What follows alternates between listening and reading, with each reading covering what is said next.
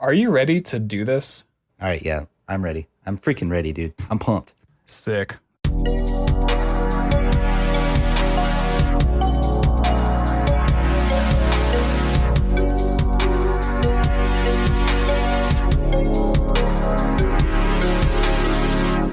Hello, and welcome to the very first ever Interstate Gamers podcast. I'm your host, Kevin, aka Slugs.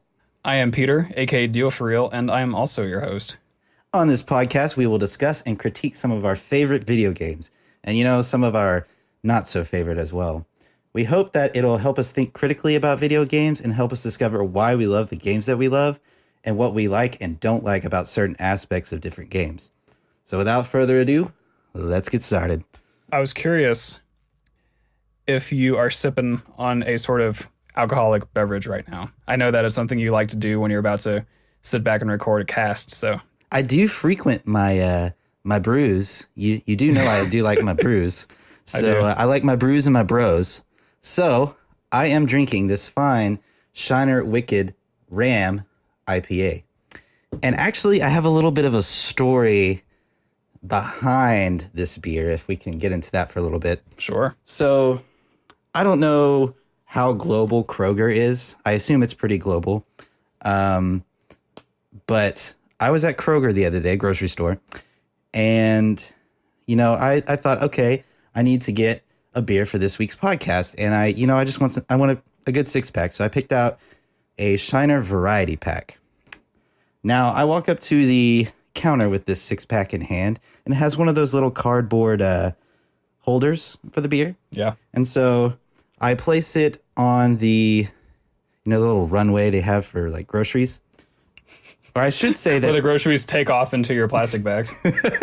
Yeah. So they take off, they take off to the cashier, and the cashier just has to launch them. It's like she's like a pit crew, she's like changing tires and whatnot. Right. But I was about to place it on this runway. Good terminology for that. And right before I do, the cardboard container just gives way because apparently it was pretty damp from, I know people don't like this word, but moistness of the beer.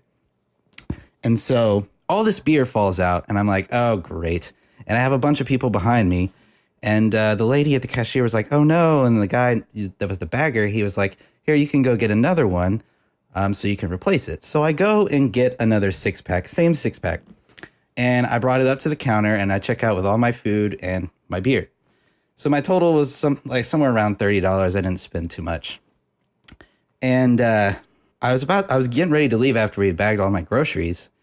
And the cashier lady was like, wait, don't you want your beer? And I'm like, no, I clearly have my 6-pack right here. And she's like, no, the one that you dropped earlier. I was like, well, no, I don't, because I dropped it. And she was like, oh, well, I charged you for it. And I was like, you did? And she was like, yeah, I thought you wanted it. And so what I'm thinking in my mind is, I'm like, what? I mean, she thought I wanted a second 6-pack. But my thing is why did she think I wanted a second 6-pack? Because you clearly went back to get another one after you dropped the first one, right? Right. Oh. Right. So did she think I was inspired by dropping that 6-pack to go and get another 6-pack? So I was like, the 6-pack, no. The 6-pack drops, and the sound of it impacting the floor triggers a light bulb in your mind. You're like, oh shit, you know what? If I had another one, I could drop 2 of these. Yeah, for real. So I'm like, okay, well, no. And she's like, okay, well, there's only 3 in this bag as well, because she put it in a bag because the cardboard broke. And I'm like, okay, well, that's obviously not another 6-pack, which I apparently paid for. And she's like, yeah, well, you could get your refund, which you can't do in this line because the line's too long. So you have to go to customer service, or you could just go pick out 3 beers and just, call it a day. I was like, let's just call it a day. I don't want to deal with customer service. It's already too complicated. Yeah. So that is my beer story. It was a very frustrating experience, but I was so bewildered by the fact that this lady thought that I was inspired by dropping that first 6-pack that I should want. So effectively now I've got 2 6-packs of Shiners. So I've got 12 Shiner beers. And I'm just like, oh, okay. Anybody want some Shiner? I bet she went home and recorded her podcast about movie reviews. And she said, Yeah. this weird ass dude, he dropped a 6-pack and then pretended that he wasn't inspired by it so he could get another 6-pack for free. Like, what the hell? You weren't inspired by dropping your own 6-pack? Anyway, what beer you got, man? What brewski Well, you got going on? I have to admit, I don't have like the greatest story behind it. I got it for free because my roommate got it for free and he let me have it. And I will be bringing home my own free beer tomorrow to exchange for this one. But this is from a brewery in Utah, I believe. Yep, from Salt Lake City, called Uinta, spelled Uinta. I hope I'm pronouncing that right. But it is a pumpkin ale, and it is called the Punkin, as in PUNK''N. That's awesome. Pumpkin ale. And it is ale brewed with pumpkin and spices. I will say, I've had a couple pumpkin beers this season, not too many. But this one, it's fairly mild. It's not overwhelmingly of pumpkin, nor is it overwhelmingly of spices. So it's kind of subtle, kind of nice. Feels good on my tongue and such. But I look forward to sipping on it throughout our podcast, which, by the way, should we get to the meat and potatoes of our podcast? Let's get to those potatoes. Now that we've talked about beer for like 5 minutes. Yeah. All right. So do you want to talk about what we're talking about? Sure. So the first game we'll be reviewing on Interstate Gamers, well, our inaugural game, in fact, is a Nintendo 64 classic that if you're a listener of ours and you have played any sort of video game in the last 20 years, you're probably familiar with this franchise. It is Mario Kart 64. The classic of classics. For the Nintendo 64, of course. Some quick facts for you. Mario Kart 64 was released in February of 1997 in North America. Whereas the N64 in North America debuted in September of 96. So this is a fairly early title for the N64. It came out about 5 months after the debut of the system. So it's an early foray into 3D karting. And this is a game that a lot of people, of course, grew up with or have played, in college. I think it's a pretty common college dorm room staple. If not Mario Kart 64, then other ones in the series. Right. I know I've played my fair share. Yeah. And of course, Mario Kart 8 is really popular and has been for a long time. I think it's still popular. I don't keep up too much on the current trends. So. Oh, they just came out with Deluxe, so yeah. I would say it's popular enough for them to re-release the game on the Switch. But yeah, you're right. So let's break down what we're trying to do here really quick. How these segments are going to kind of go. So we have essentially what I like to call 3 categories. Categories of gameplay, aesthetics, and content. But aesthetics can kind of be broken up into 2 categories, which is basically how I like to rate it, into visuals and audio. And I take those 2, average them for aesthetics. And so then I average all the other 3 categories, or the 3 categories, gameplay, aesthetics, and content, to get the overall score. And then I compare it to other scores that we have done on this podcast. Right. And I'll be doing the same thing as well. You and I will have slightly different numbers that we rate by, which is fine. And we'll, I guess, address that when we need to. But I do want to elaborate a little bit on the last category, which is content, because it's a slightly ambiguous name. And I just want to clear it up in this first episode. And then later on, it might be more clear what it is, the more episodes that we do. Right. But the content category is essentially the catch-all category for stuff that doesn't really fit into the gameplay or aesthetics categories. And so what content can be, it can be the literal content of the game, like how much of the game is there to play, like if it's a game that has like a single player campaign sort of thing, is it a good enough length? Does the length suit the type of game that it is? Is it a game that has a lot of unlockables? Is it a game that needs a lot of unlockables? Is there customization? If it's a game with a lot of story, is the story actually good? So that stuff that can get sort of nebulous and that wouldn't really fit into other categories, we put into the content category, which I think is pretty valuable. And we'll get into that along with the other categories real soon here as we talk about Mario Kart 64. Right. So let's get into it. Let's start with gameplay. I suppose that I will give my thoughts and views and ratings on gameplay, and then you can follow up with yours. Sound good? Yeah. Okay. So let's first talk about some of the things about the gameplay of Mario Kart 8. I played it yesterday at my good friend Ryan's house. Had a lot of fun revisiting the game and just kind of remembering how the game worked and how it played and everything. I was just like, man. And I can't say that it aged super well for me. Wait, just real quick. You said that you played Mario Kart 8 at Ryan's. Oh. Did you mean 64? I meant 64, my bad. You were off by a factor of 8. Yeah, those computer programmers, we get our eights and 64s, 64 bits. But so I was playing it at his house, and it was just really interesting revisiting some of those things. Obviously, most people know that rubber banding is a huge issue with Mario Kart. It's actually pretty ridiculous. So if you were to hit someone with, say, a green shell, and let's say I'm in first, I would hit someone with a green shell, and like 10 seconds later, they've already caught back up to me. And I'm like, well, wait a minute now. It's like, if I were to get hit by a green shell, it would take at least 3 times as long. It's a quick Zoolander reference for you guys. But Yeah. Just to clarify real quick on what rubber banding is, because not everyone might know. Yeah. But the term rubber banding refers to when a computer opponent in a racing game basically artificially speeds up to catch up to you if you're ahead of them. Right. So that a lot of that happened. But I noticed that when I got behind myself, I was also rubber banded, quickly to the top. But it made it difficult. So like if I were to get hit at the end of the game, or at the end of the race, I should say, they would easily, pass me, and I would lose all my progress, even if I had lapped or I had led 2 or 3 laps. They were never that far behind me. So it's like, okay, well, I've been doing good laps and stuff like that.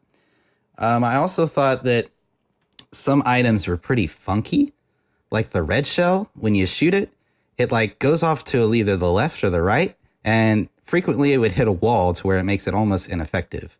You'd have to place it super well to launch your red shells. Yeah, what happens with that? I noticed that yesterday too. Re-noticed it because it's always been kind of a big problem with Mario Kart 64. But what it does is it travels ahead of you for maybe not a full second, but it kind of feels like it. And it travels straight ahead in whatever direction you were facing when you shot it for, let's say, 3/4 of a second, and then it homes in on the enemy. So you have to take that into account if you're, near a wall, as you said, or if you're drifting around a corner and you're facing into the corner, there's a high likelihood that your shell is going to hit that corner if you're not being careful because of this delay thing that it does. So I'm glad you mentioned that because it's something that I did not write down in my notes. Shame on me, but it is something you have to get used to. And it's a little funky. I would agree with that. Yeah, and there's also a little glitch that I have as my witness, that when I had a red shell, I shot it and it turned green for 3 seconds and then turned back to red, and I was like, wow, I don't know what that's about. I have never noticed that. Holy shit. It was on it was on, what level was it? Let me Sherbet Land. Sherbet. I don't know how you say that. But so that was really weird. But I want to say, with all this, I feel like I've been bringing a lot of negativity to the gameplay. There is some cool aspects, and I want to say battle mode is amazing. I love battle mode, and I can't get enough of it. That was one of the things I played a lot as a wee lad. Yeah. And I also really liked Grand Prix are really fun. They make it there's a lot of energy with it. I don't know why. It just seemed I got really excited about Grand Prix and winning. It's definitely a lot more fun when you have your friends in there, but I thought that was pretty fun. And then some of the other things that I would like to point out, it's really odd that they included this, but you can't continue in the Grand Prix unless you get 4th or better, which is, I find a very odd mechanic. I kind of wonder what they were trying to get at with that. If they're kind of forcing you to earn the right to continue, you have to prove yourself able almost, which, I mean, maybe it makes a little more sense that it's old Nintendo that did that, because old Nintendo was more known for, having difficult games. And I can't really speak to whether newer Mario Karts do this or not because I haven't played a modern Mario Kart in a while, or actually any Mario Kart for that matter, other than to review this game. Um, but I don't remember that really happening except for maybe in Super Mario Kart. So it is weird that Mario Kart 64 does force you to do relatively well to continue. Right. I remember getting pretty frustrated by that when I was younger. I think I had trouble on Toad's Turnpike, the highway level, as a kid, and I remember distinctly like failing that several times as a wee lad, as you said, and having that like stupid screen come up. It's like shit. I have to. Well, I didn't say shit when I was a kid, but you know what I mean. Yeah, it's interesting because on one hand, it helps you in the fact, okay, say I want to win a Grand Prix and I know I need to beat a certain person. If I didn't beat said person, I could stop at the very end of the finish line, get fifth, and redo the race to still be able to beat him. However, devil's advocate, if you just want to get the Grand Prix over with, you're just having a miserable time, but you don't want to lose all of your progress, you have to get fourth. Like, let's say it's a course that you hate or you're just not good at it. You just kind of have to power through it. I had several attempts on Banshee Boardwalk, and yeah, that was pretty frustrating. But lastly, the only thing that I find really odd as well, and I guess this had to do with issues with RAM, but especially so early on in like 64's development, but you can't do a Grand Prix or anything like that with more than 2 players, and you can't have CPUs with you. So I thought that was a little odd, but those are my gameplay critiques. Yeah, and those are all critiques that I pretty much agree with. Okay, so that kind of gives me an overall rating for the gameplay at 83. Solid 83. Not a bad rating. I guess I'll take my turn now. I do have a couple of things that are unique to my notes, it seems, so I'm glad that I get to mention them. I want to say one really good thing about this game, and that is that you get a really great sense of speed, at least on the higher CC difficulties. Yeah. What's that stand for? Cubic centimeters? Is that what it is? Oh boy, I don't know much about go-karts. I think it's cubic centimeters. But at the higher difficulty ratings where your engine is more powerful, or so they say, you just get this fantastic sense of speed. And I was even playing with different characters. Like my go-to is Yoshi, who is a pretty nimble guy, right? But I played with Luigi, I played with Bowser, and all of them on that 150cc difficulty rating, they all felt pretty speedy. Like I felt like I was going real fast and had to work for my wins, you know? Yeah. Which was really satisfying. I think that some of the newer Mario Karts I've played, and again, I haven't played Mario Kart 8 really, so that'll be like my disclaimer throughout this whole thing. I feel like the other Mario Karts I've played, they don't really do that so well, like even on the highest ratings. Oh yeah. And again, for the last time, I'll say I believe that Mario Kart 8 has like a 200cc rating, which apparently is really fast and really difficult. So I'll super difficult. Okay, so I'll give that to Nintendo. But in the other games I've played, like Double Dash and Mario Kart DS, which are the 2 other Mario Kart games I've played a lot, they never quite give you that visceral sense of going real fucking fast that this game can. Yeah. And that's just something that I really, really enjoy. Yeah, I did get that sense as well. And I will say that I've played 8 pretty extensively, and I will also say that 8's probably my favorite, disclaimer. But they both do give you a sense of speed with the differences. So 50, 100, 150, and then if you're going to Mario Kart 8, 200, it's definitely noticeable. But I have not played much of the other ones to really remember. But it's kind of cool that we have different experiences with different Mario Kart games to be able to bring that feedback. Yeah, we get to kind of fill in each other's gaps a little bit. Yeah. Also, did you notice that? Did you notice that Bowser is kind of OP in battle mode? Like, you could just wreck people. Like, he just runs into you and kind of makes you lose your balloons. What's funny is that I have the official player's guide for this game. I don't have it with me here in Colorado, but I do remember distinctly in the battle mode section, section, they do say, hey, pick Bowser or Wario or DK, because you can literally just ram people. And I was like, oh, that would be the only time I would ever pick any of those characters, because I always don't pick heavyweight characters in recent games. But yeah, that's funny that you mentioned that. Now, can I ask you this because I don't really know for sure? Is there any differences in terms of speed with each character since you have the game guide? Um, so there are, or at least there should be, and the game guide definitely tells you so. Um, and granted, I didn't play the game very much last night. I played it for about 20 minutes, 30 minutes. Um, and also, I was playing on 150cc the whole time. But I felt that all of them were pretty fast. Like I played with, I believe it was Yoshi, Luigi, and Bowser in that order.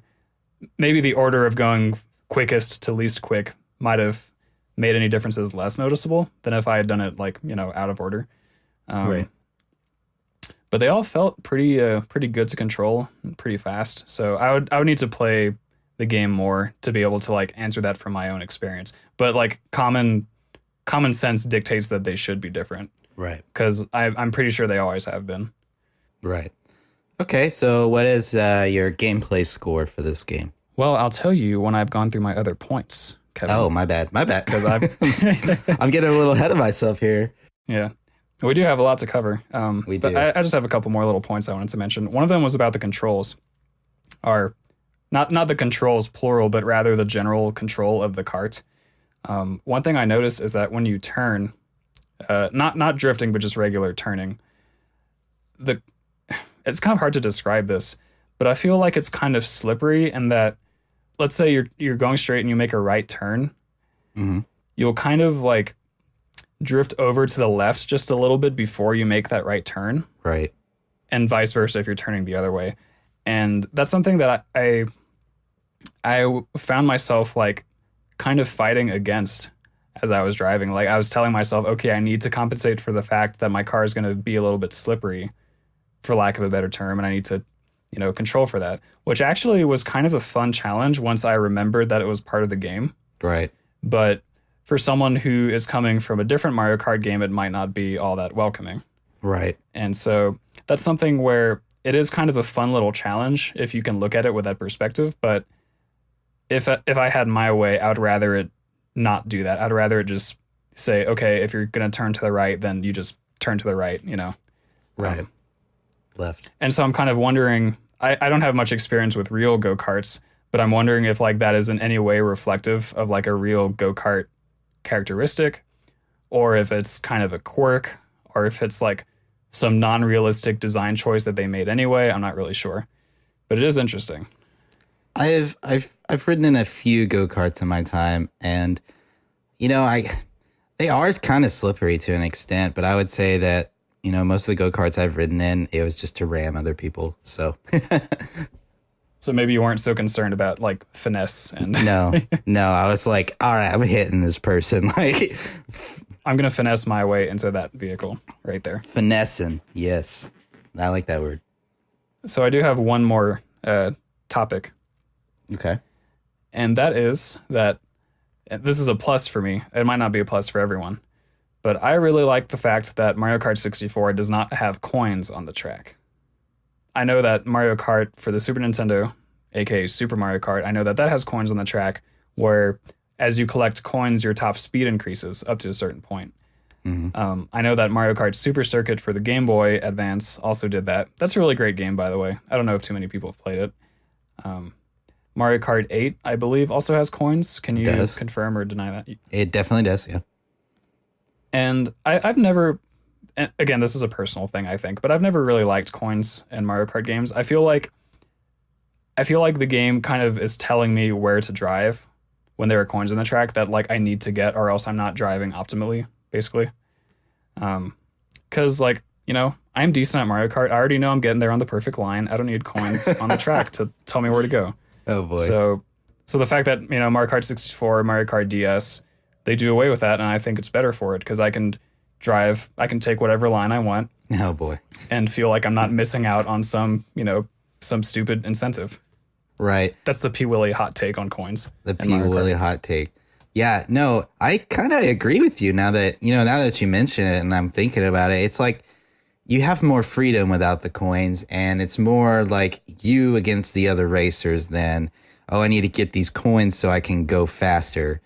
Like, I kind of agree with that. It's like, okay, I have to go this way so that I can get more coins so that I can be faster. Like, While it does add a little bit more challenge and difficulty to the game, I kind of do like the raw aspect of no coins. So I kind of agree with you on that. Yeah. I feel like the coins might have originated as them trying to shoehorn coins into Mario Kart because they knew it's the thing that Mario does, right? And I'm kind of interested to hear what other people would think about this. I don't know if it's something that's been mentioned in like reviews of Mario Kart games. I haven't really read too many of those, if any at all. But I am pretty interested to see what side of the debate I'm on, you know. Yes, yes. Okay. So that does it for my gameplay analysis. And having said all that, and having discussed with you the points that we've discussed, I'm going to give it a hot 4 out of 5 on gameplay. Ooh, that's hot. AKA an 80, which actually sounds pretty low when I say it out loud, but it's 4 out of 5, which sounds accurate to me. I would say if the controls were a little more tight with that, you know, the thing that I mentioned about slipperiness, a little more tight, and if the rubber banding were maybe toned down a little bit, I think I would have given the gameplay just that extra nudge needed to get to a 5 out of 5 for me personally. But still, I'd say 4 out of 5 is really good. It's a really fun game to play. I think it's satisfying. You go fast, as we discussed. It's a great time. You go fast. You know, you have to go fast. You got to go fast. Okay. So yeah, it sounds like you and I are pretty much in agreement then. You said, what, 83, I think? Yeah. I was about to mention that. I was like, we're pretty similar in those aspects. Yeah, I would say 83. I would say it's not bad. It's not great. 83 is still a pretty good score in my opinion, but I'm hoping one of these days we can get a score of 69. Like just average out like a total of 69, overall 69. Now that's a bad game, but if it gets a 69, I don't know. It might just be the game. It might. Anyway, moving on to aesthetics. I think, you know, since this is like your favorite part, I believe, of games, why don't you start with your aesthetics if you'd like to? Well, I'll say it's not my favorite part, but it might be the part that I know the most about on a professional level. So I kind of see what you're getting at. Right. So in my notes, in my little personal scoring system, I do break it down into visuals and audio, but you know, it all kind of comes out in the wash as you were discussing. It's part of the whole. So I'll just give you my quick takes on this. I'm going to start with audio because the audio, it's really simple for me to evaluate. And by that, I mean, it's fucking fantastic. I think Mario Kart 64, like every Mario Kart game and like pretty much every Mario game in general, it has a great soundtrack. The songs are all really, really catchy. They're instrumented, are arranged very well. Of course, Mario Kart does that thing where the music speeds up on the final lap, which can be annoying, but is really it's really a staple by this point. I do have a minor complaint about the sounds, and that is that some of the karts have pretty annoying engine noises. Like Yoshi, for instance, he has kind of a wah that is just going on the entire time, especially, you know, like when you're on a tear and you're not slowing down very much. That can get pretty annoying. I like that sound effect. Wah. There's some great voice clips in this game, like whenever Toad gets hit and he goes like, "Oh, whoa, whoa, whoa, whoa," and just random things like that. It's just there's so much memorable audio in this game, and I'm gonna give it a 5 out of 5 in that regard. Can I insert a little comment here? One time when I was crossing Ryan challenged me to do mirror mode on the Toad's Turnpike. I think that's what it is. Oh, hell yeah. Toad's, that's my jam. So we were doing that, and ironically enough, Toad, we're going across the next lap, and I hear him get hit behind me, and I just hear him go, "Wah!" And it like fades into the distance. I'm like, I love Toad's voices in this game. Like when he gets like the golden mushroom, it's like, here we go. That's so great. Oh, I love it. I think when he wins, like if you're playing a multiplayer game with Toad and he wins, he goes like, "I'm the best," or something. It's just yeah. Toad is great. I think that honest to God, Toad in this game is a meme. Like I think if you go on knowyourmeme.com, I'm pretty sure there's a page about Toad in Mario Kart 64. I would be willing to bet that is a meme as well. So do you want me to continue on to my thoughts on the visuals, or do you want to sort of... Well, let me just say that I tend to agree with you. I think all the songs are catchy, and easily to get hooked on, and you can hum along with them. And it's like I have not played this game for years, and I went back to the game, and I could instantly hum or whistle or sing the tunes. Like it was just it's that catchy. So I kind of tend to agree with you. I'm just going to go ahead and give my score because I don't think I need to say anything more on the matter. For audio itself, I gave it a 90. So, Yeah, yeah. sounds about right. Mhm. So moving on to visuals, then I don't think that this game is especially pretty, but I'm keeping in mind that this is an early N64 game, Mhm. and 3D games in general were pretty new at the time. Right. A lot of testing the waters, and so I'm kind of being maybe a little more lenient on the visuals than I would with like a later N64 game. Um, I do think that it's pretty odd, but also cool how they rendered all the characters as 2D sprites driving around in that 3D environment. And this is something that you and I discussed a little bit earlier when we weren't recording. But I do think it's pretty neat how like the 2D sprites respond to whatever direction the camera is looking at them.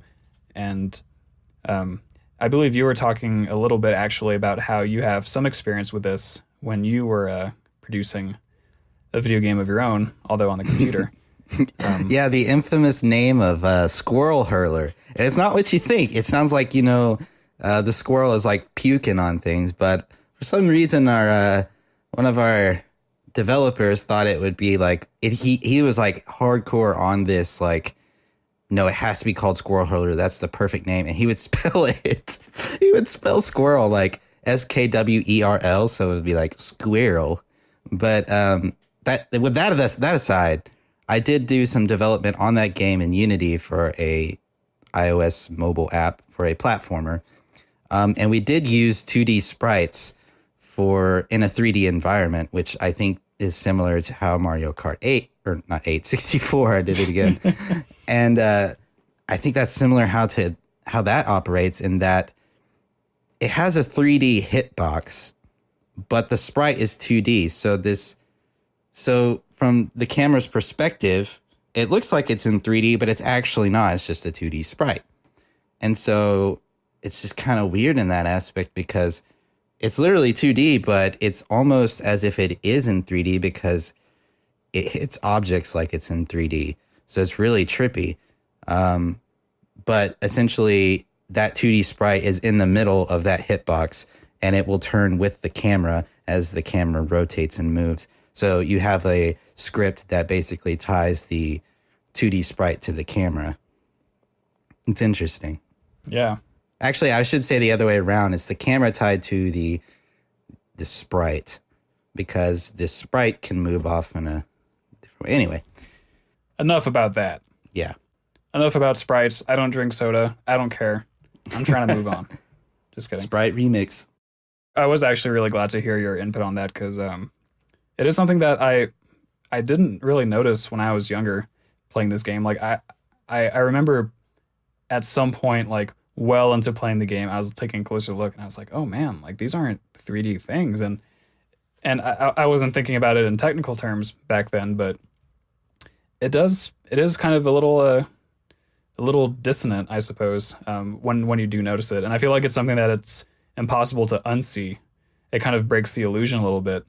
But, I'm sure that they did it for technical reasons. Like, I'm sure they had limitations, kind of like you mentioned, with only being able to play the Grand Prix with 2 people, not 3 or 4. I'm sure they, couldn't render so many 3D objects refreshing at whatever rates, like I'm sure that there were some issues there. But I do think it's a good, if weird, solution. And it's not something that I think really detracts from the game, but it is a little distracting when if you let yourself focus on it too much.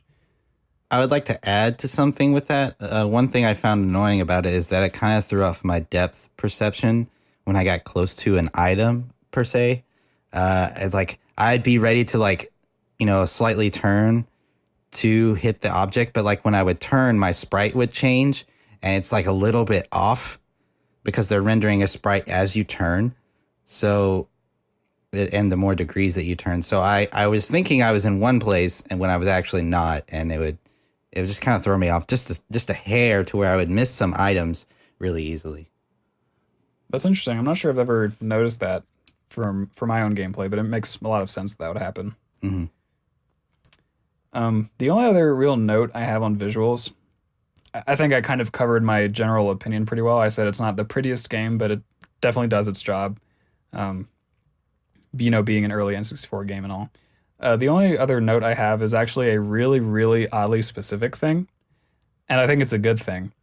And it's that a lot of sound effects in the game are accompanied by a written out onomatopoeia of the sound effect.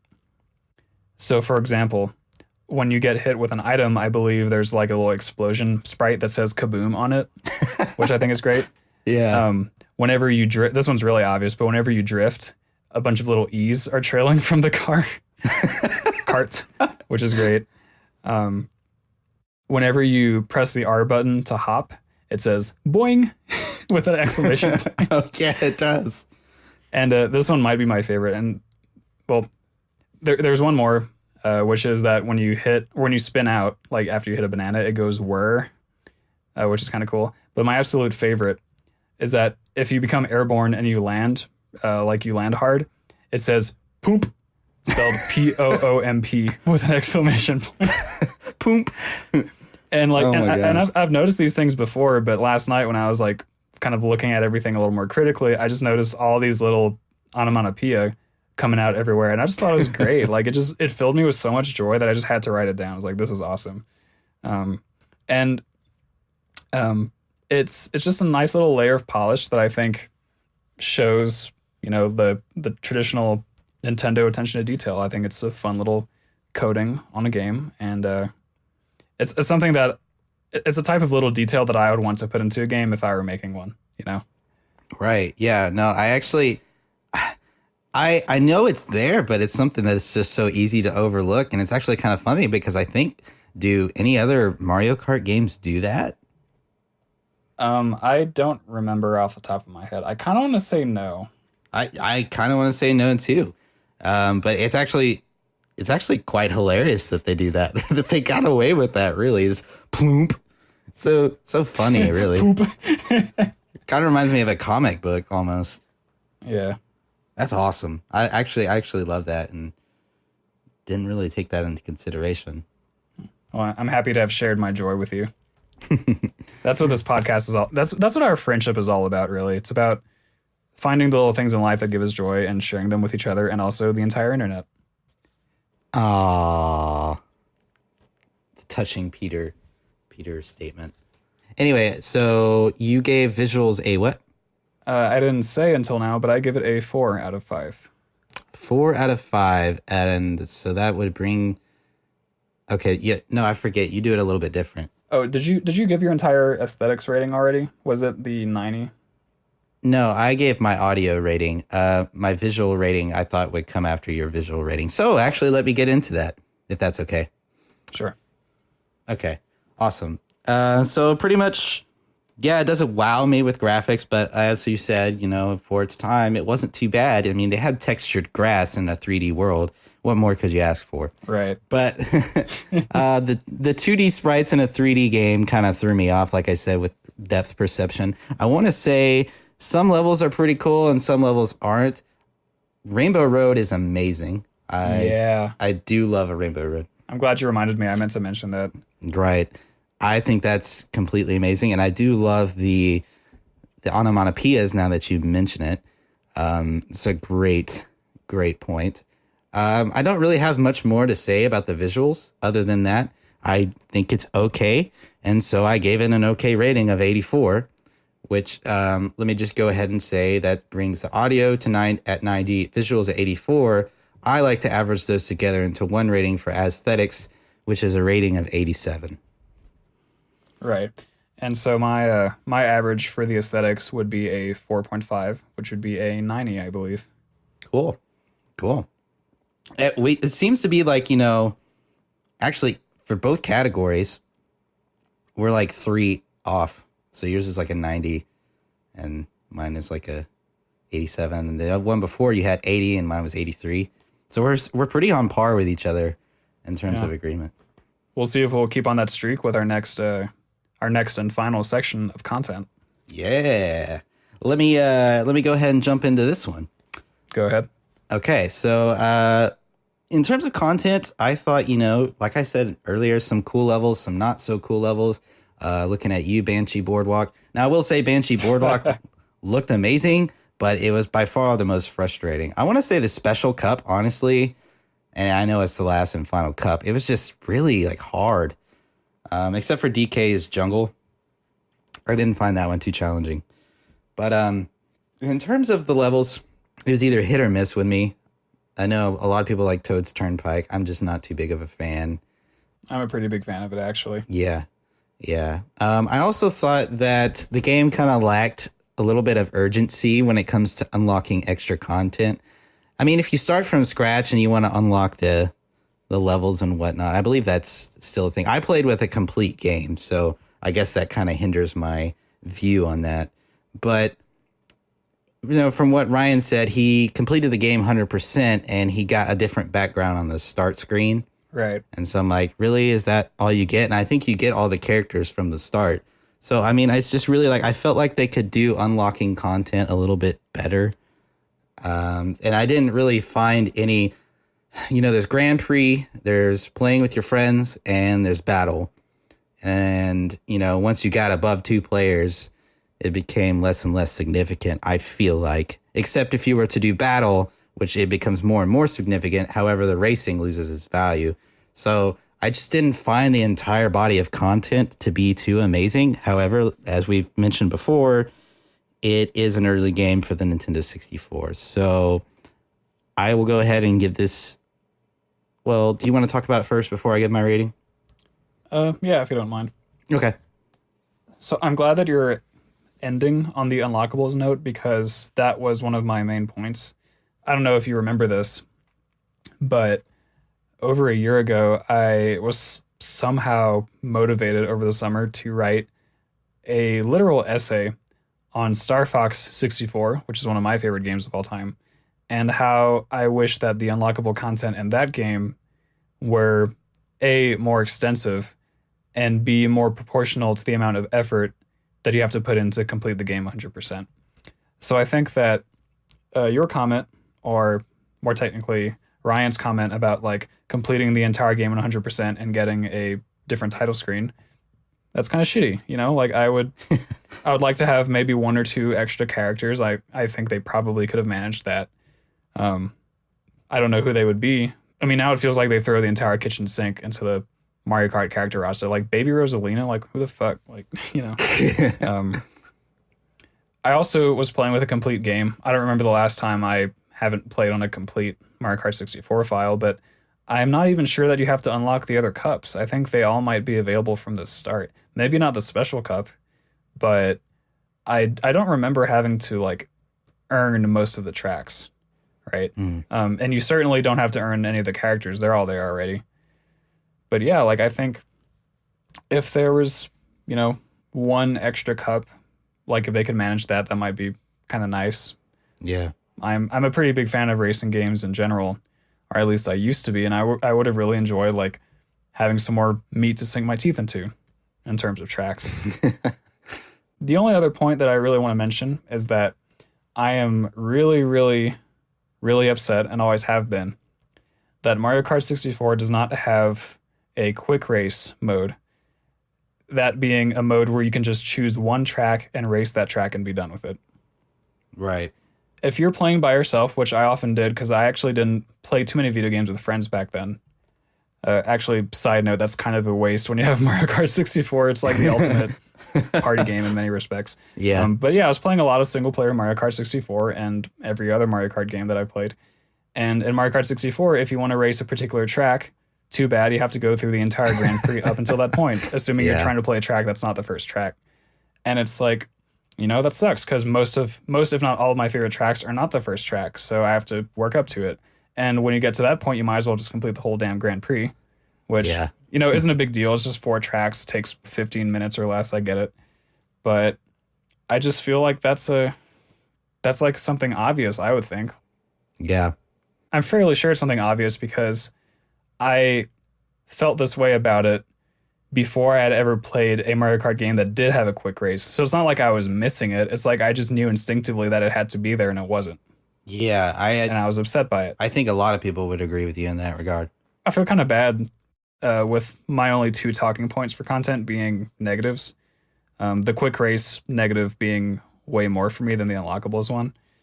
I'm kind of interested that you were talking about certain levels in particular because that's like I certainly favor some tracks over others, but it didn't occur to me to consider that in the content category. So I think that's actually interesting, and that's something I might think about more when we do other games. Right. Because I do think that's a valid point. Like, you know, if you have all these tracks but only some of them are good, then wouldn't the content rating suffer? Like, I would think so. Yeah, and the characters, and if you say there's not enough characters, that also takes into account. Yeah, or if the characters, you know, didn't have enough variety or what have you. Right. I don't think that those problems really apply to this game. I do feel like most of the tracks are pretty strong. I have my favorites, but I think everyone does. I think that's kind of all that I feel about the content. I think we've kind of covered everything. Well, I guess I do want to give a quick shout out to the mirror mode. Yeah. Which in the game is just called Extra, I believe. And I think that is really fun.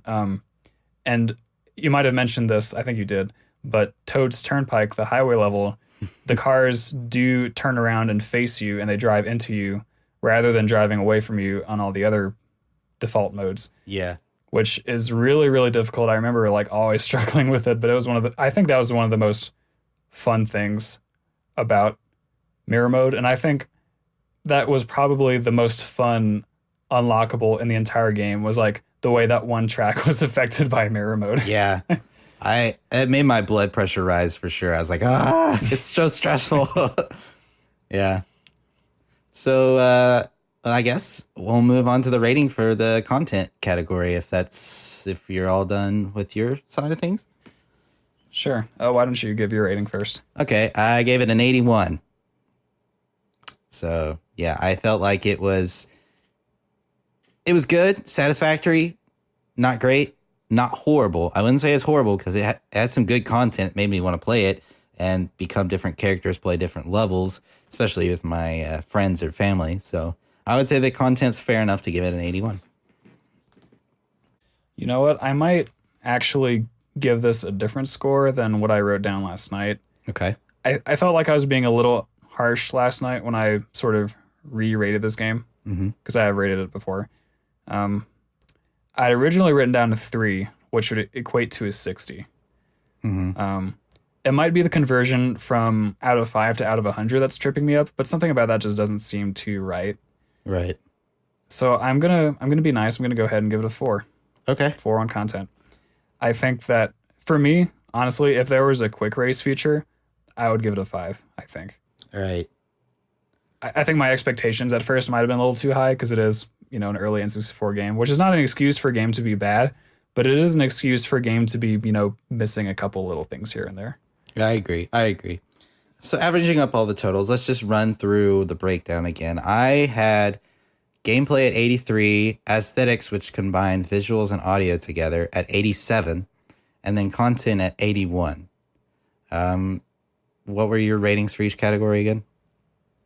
So converting mine to out of 100, it would be 80 for gameplay, 90 for aesthetics, and 80 for content. Awesome. So that brought my overall score to 83.7, which I think is very in line with what I checked earlier, like before I replayed the game. It's very in line with Metacritic's score. So I was like, okay, wow, yeah. I guess I'm a pro critic. Damn, look at you doing your research. Yeah. Well, what did you get? I got an 85. Oh, we're pretty similar. I think we feel pretty similar on this game. Could you remind me real quick what you just said was your overall average? 83.7. Oh, yeah, you're right. Very close. Before we move on to the next segment, which is super amazing, and I love this segment, can we just say one character for each of us that we wish was in Mario Kart that isn't in all of the iterations of Mario Kart? Oh, One Nintendo character. Any Nintendo character at all. Oh, I guess they do have a Link and like villagers now, so Yeah, I guess literally any Nintendo character is fair game at this point. right. Do you want to start? I feel like you Yeah, have a more informed opinion on this. I do. And I'm going to start with Kirby. Why the heck isn't Kirby in the freaking game? Ooh. Because Kirby is one of the staples of Nintendo, and you're just not going to put him in there, but you're going to put in the Splatoon characters? What? What? I don't understand that ideology at all.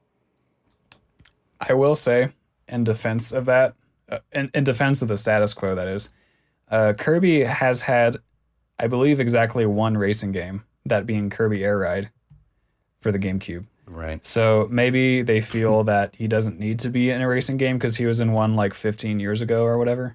Okay. So devil's advocate, maybe that's why he's not in the game. But I do feel like he would be a good fit for Mario Kart. Right, I agree. But if that's the case, then I would if we're gonna say that okay, he can't be in it because he's had his own racing game. Well, yeah, I would say Ness. Why is it Ness in it?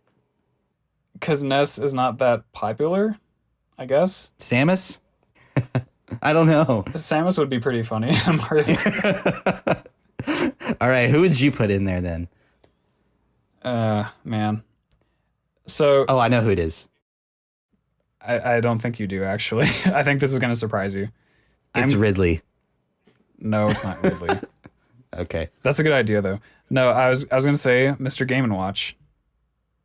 Oh, I feel like actually, Mr. Game & Watch would be great. Isn't Mr. Game & Watch like a sort of precursor to Mario? I kind of feel like he is. Actually, I'm gonna look this up real quick. I want to see what came first. Chicken or the egg. Super Mario Brothers or Game & Watch? I think Game & Watch came out first. What's funny, you say that, but try putting Game & Watch into Mario Kart 8. Like, how do you make a 3D model of Game & Watch? I was gonna say just make them flat like they do in Smash Brothers, but the issue is in Smash Brothers it's a side view, and in Yeah. Mario Kart it's a view from the back, so you'd be looking at literally nothing. Yeah. That's You'd what be I'm looking saying. at a thin line. That'd actually be the perfect line. It would be the perfect line. Damn it, you just blew open a gigantic hole in my my desires. I'm sorry. Well, you know what? That just makes me want to see it more. I want to see the geniuses at Nintendo work their magic. I want to see how they're going to pull this off. What if they did make Game & Watch 3D? Which they could do, but like, what if they did that? That would be groundbreaking.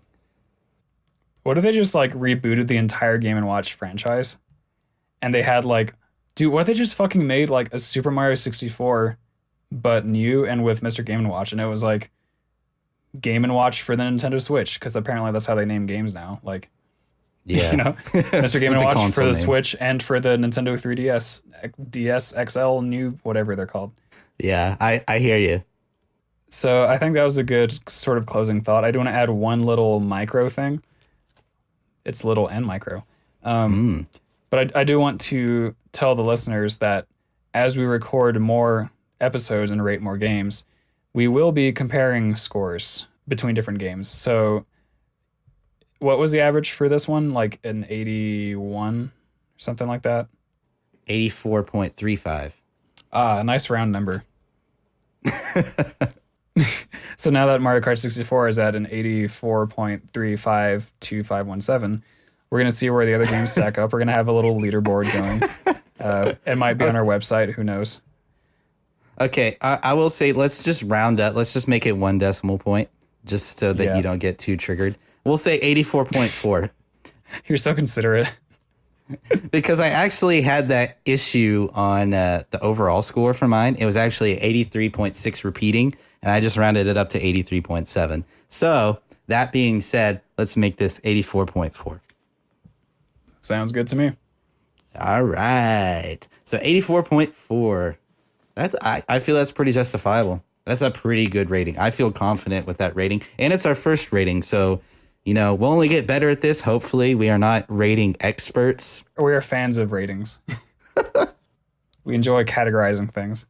Shout outs to our friends, the Yeasty Boys over at their podcast. If you want to check out their podcast, it's a great podcast where they rate beer and they talk about honestly funny and goofy things, and they're a really cool bunch. So go check them out if if you're feeling up to it. They're called the Yeasty Boys, and I think you can find them on Twitter at the Yeasty Cast, which we don't have a Twitter yet, but I plan to get that going real soon so that you can like tweet us questions and whatnot.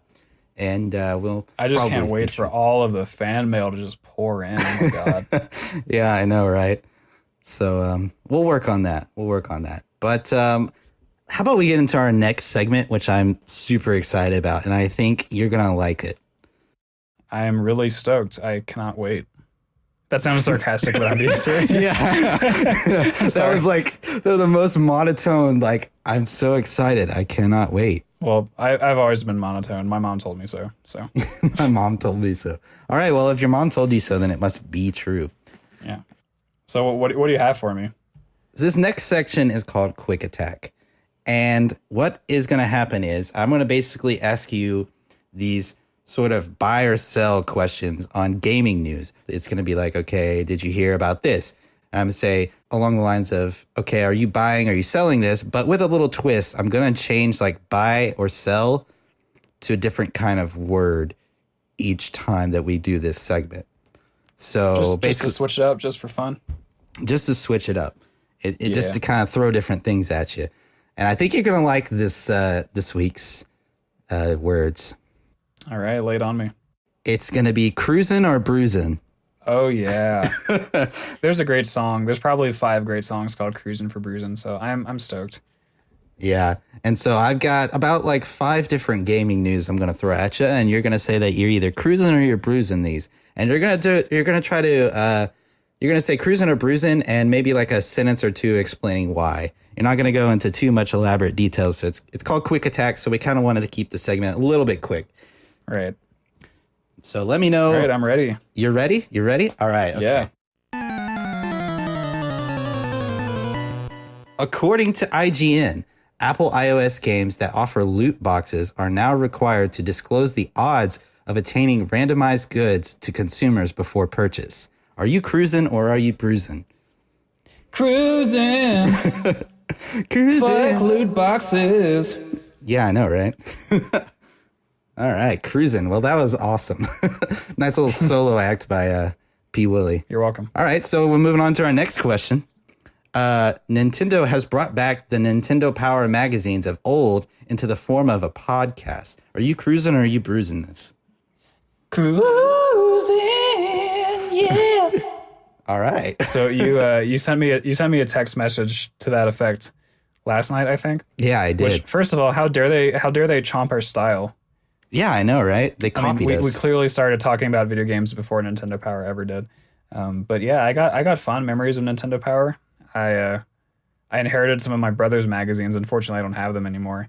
But it's a great brand. It was a great magazine, and I think it'll make a great podcast. And I'm stoked. Sick. All right, moving on to our next question. A new platformer game labeled Brawlout has just been released for Nintendo Switch, using inspirations from Super Smash Bros. Melee by incorporating things such as wave dashing and teching and all of that competitive nonsense. Are you cruising or are you bruising this fact? I'm divided. Okay, I'm going to say bruising, and let me explain. So my first instinct was bruising. Mm-hmm. And the reason for that is because there are already, I'd say, a decent number of games by this point that are doing this. Although, to be fair, I think most of them are on the PC. Mm-hmm. Maybe some of them are on consoles, not Nintendo consoles, I don't think. You said this is coming out for the Switch. Mm-hmm. So I do like that because I feel like getting more people exposed to melee-like fighting is a good thing. For listeners who don't know, Kevin and I are really big fans of Super Smash Bros. Melee for the Nintendo GameCube. Not experts. So on that level, I'm excited for this, but I feel like it's being done already, and I feel like, I don't know. It's only like 5 or 6 games that I know of, but I feel like that's already kind of saturated, which maybe is not the case. I feel like I've been talking too much for Quick Attack, but I'm going to say I'm cautiously optimistic, but I'm going to round it down to bruising for the sake of variety. All right. I want to add one quick point to that. I feel like Platform Fighter has only worked for Super Smash Bros. And perhaps that's only because it just included the fighters that we know and love, like Mario, Luigi, Pikachu, all that good stuff. Perhaps the only reason it worked is because of those characters. And if those characters were in a more traditional fighting style game, I mean, would it be still as popular as Super Smash Bros? I don't know, but you could argue that. Anyway, moving on to our next question. Fallout 4 VR was just recently released for PC. And are you cruising or are you bruising Fallout 4 VR? Like, you find that appealing? I got the cruise control set on that one. I'm going like 70 on the highway. Yeah, okay. I will qualify by saying that I've never played a Fallout game, but I've seen you play Fallout 4, and I know that you're a fan of Fallout. And I'm excited for you, so I'm gonna be on your side. I'm gonna say I'm cruising. I imagine you're cruising for this news. I am somewhat cruising. I haven't been the biggest fan of VR because I think, VR is the end of all things. Is like, when people start, well, eventually people will start like growing up into an augmented reality world, but I don't want to get into that. So I'll just say I'm cruising if I had to be a part of this segment, which I'm not. But yeah, I do like the idea of being immersed even more into the Fallout 4 world.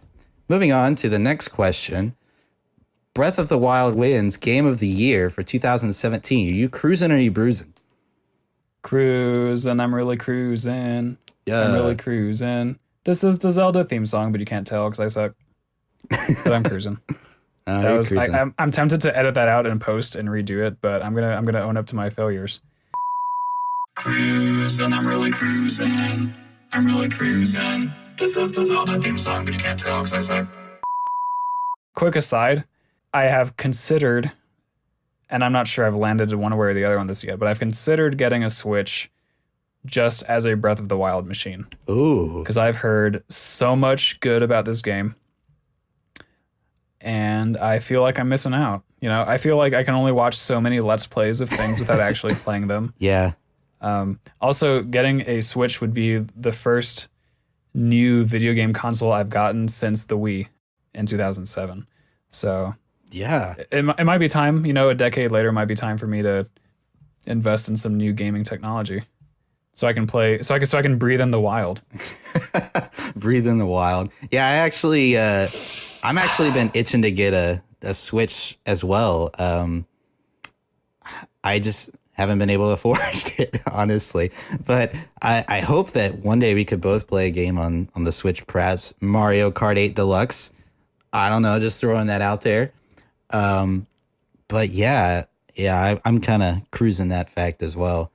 But that about wraps it up for today's episode. So we kind of, just a quick recap, we broke down Mario Kart 64 and I gave it an overall of 83.7. You gave it an overall of 85. That brought our average to an 84.4, if we're rounding things up for Peter's sake.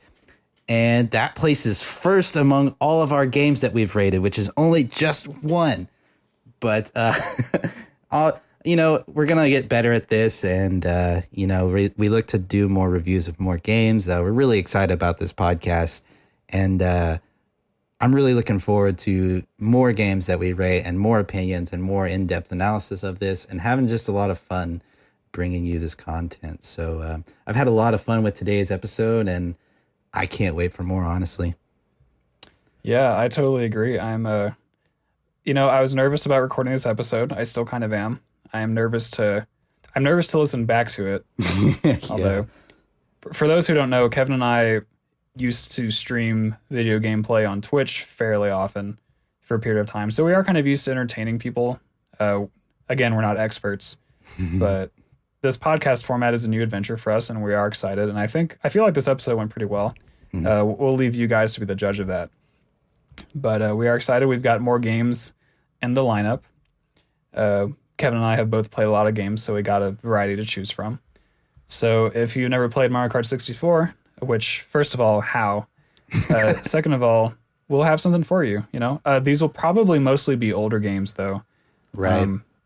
Most of the games that both of us have played extensively have been older Nintendo games. I personally grew up in a Nintendo household, so that's kind of my perspective. But there's a lot of stuff to talk about there, so we look forward to bringing that content to you. Kevin, do we have an email address yet?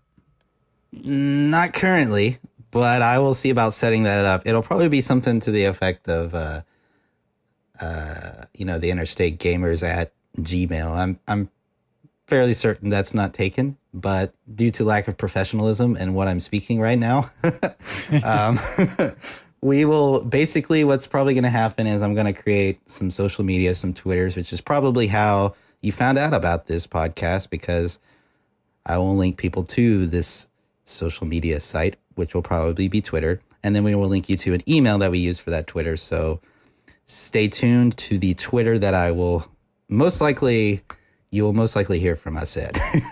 Right. In other episodes, we will actually give you the actual names in the actual podcast. Right.